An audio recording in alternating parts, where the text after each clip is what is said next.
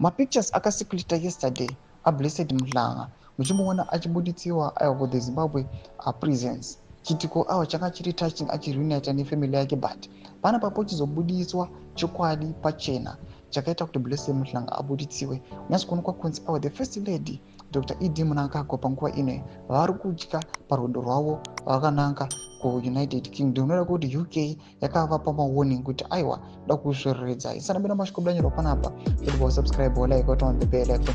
Tipina panapa muchenjeri ndinoposta this picture amuri kuona yamalegislators ava ekuUnited Kingdom. Panapa kubudanyira chiti the real reason why Blessed Mhlanga was ordered by the idiots to be released from jail to avoid Your Highness Auxilia Mnangagwa's embarrassment during the upcoming trip to the UK.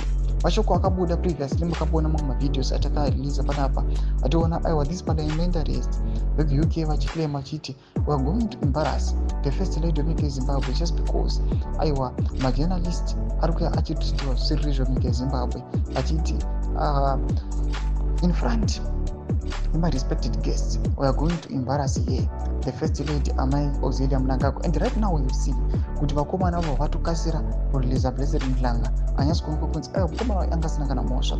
Mapictures akatenderera yesterday tichiona Mhlanga achireunita nefamily yake chitiko chakafarwa nevanhu achiti justice kumunhu wese panguva ino Mhlanga angasina kana mhosva ende panguva ino airarama maconditions akanga anyasarodza kuti those were hell conditions.